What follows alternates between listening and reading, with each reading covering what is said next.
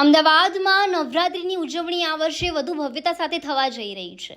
નોરતા નગરીમાં કીર્તિદાન ગઢવીનો કાર્યક્રમ યોજાવાનો છે, જ્યાં વિશાળ સ્તરે તૈયારીઓ ચાલી રહી છે. લગભગ 9 લાખ સ્ક્વેર ફૂટ વિસ્તારમાં ફેલાયેલું આ ગ્રાઉન્ડ જે હજારો લોકોની ક્ષમતા ધરાવે છે. દર્શકોને આરામદાયક વાતાવરણ મળી રહે તે માટે આ ટેમ્પરરી ડોમની અંદર એસીની સુવિધાઓ પણ ગોઠવવામાં આવી છે.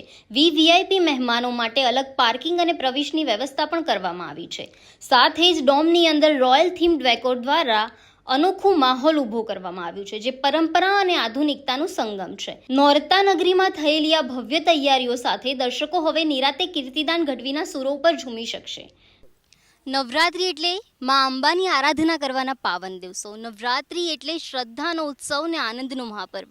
શહેરભરમાં નવરાત્રિની તૈયારીઓ જોરોશોરોથી ચાલી રહી છે. તો સુરતની જેમ હવે અમદાવાદમાં પણ એસી ડોમ બની રહ્યા છે. તમે જોઈ શકો છો.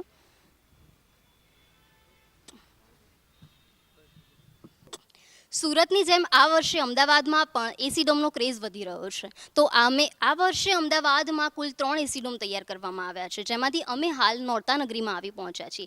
નોરતા નગરીમાં કીર્તિદાન ગઢવી આવવાના છે. નોરતા નગરીમાં કીર્તિદાન ગઢવી ખેલૈયાઓને ધૂમ મચાવવાના છે.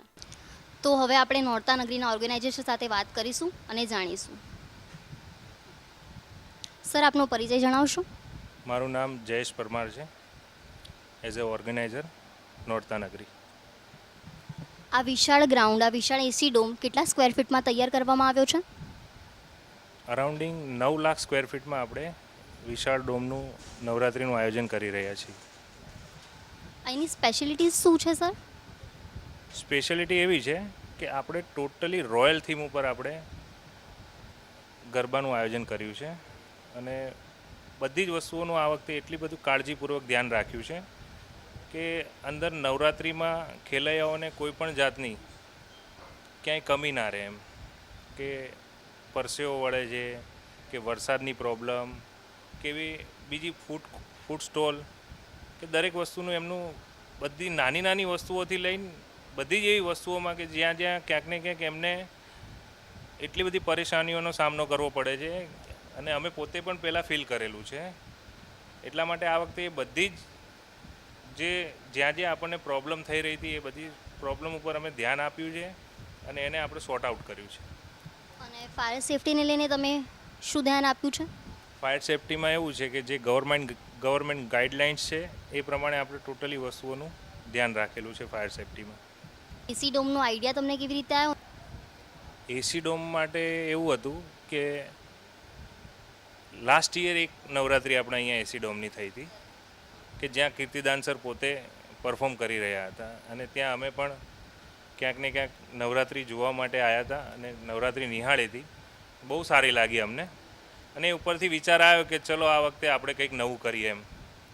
પણ ત્યાં પણ અમને જે વસ્તુ અમને એમ થયું કે ભાઈ આમાં આપણે અપડેટ લાવવા જેવું છે એમ, તો એ વસ્તુઓમાં સ્પેસિફિક અમે ધ્યાન આપ્યું છે. આ વખતે આપણે 17 થી 20 હજાર ક્રાઉડની કેપેસિટી છે, જેટલા ખેલૈયાઓ આપણે અહીંયા ગરબા રમી શકે છે.